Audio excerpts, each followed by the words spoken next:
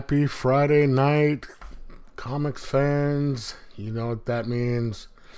It is time for Friday night comic reviews, where I go over the comics that I picked up for the previous Wednesday. It is 3/22/2019. So these are the comics from March 20th, 2019 that I picked up. There's only 1, 2, 3, 4, 5, so this should be fairly quick. First one would be Edgar Allan Poe's Snifter of Terror, number 6. I really enjoyed the previous ones, and I'm into these anthology horror comics. The ones that I've been getting before, I don't seem to be able to find at my shop. It was Aftershocks, Grimm's Tales of Terror. I don't know if they stopped doing them or not, but those were awesome. Ice Cream Man started out well, but I stopped. So these ones are the only ones that I've been getting. They're doing a pretty good job. Some of them are better than others. Unfortunately, this is one of the ones that wasn't better than others. It was okay. And I'm going to keep going just because I do enjoy them. And I like the anthology horror ones. But, I have no intention of stopping them unless they stay like this or getting worse. Or get worse. 3 of them in this one.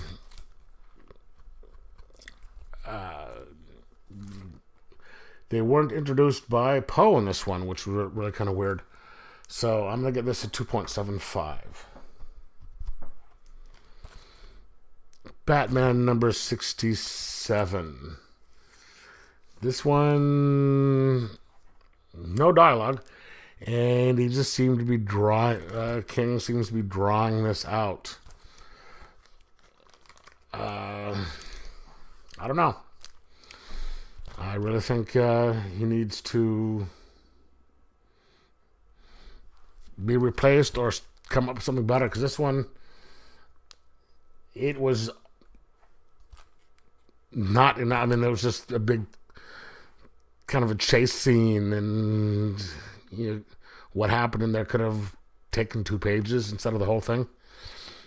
I think he's running out of ideas and is trying to expand the stories longer. So 2.75 out of 5. Army of Darkness, Bubba Hotep. So this is basically just awesome. I'm going to give this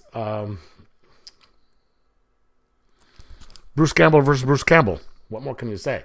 Ash, Elvis. Really fun. I guess this takes place, I don't know if this takes place before or after the Bubba Hotep movie, but I know it takes place before the Bubba Hotep versus the Space Vampires. And it's just a really fun story. I'm going to give this a 3.5 out of 5. The Immortal Hulk, number 15. Normally, this one is always the top of the week when it comes out, but it's the second to last one. As you can see, Doc Samson is on here, giving the Hulk, it looks like therapy. There is no actual scene like this in the book, but there is some therapy going on, and the story moves along in a nice, quick pace, interesting, and some really good developments going on there. Al Ewing is just killing it. He's killing it. If this keeps up, it's gonna be another one of my top 5 of the year. Wow. I mean, I love this. There's a nice big surprise at the end. 4.5 out of 5.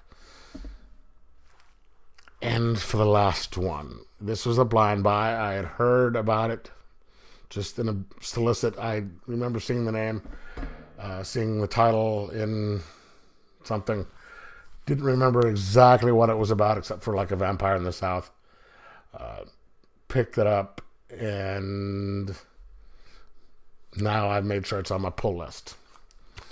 Dark Red, number 1.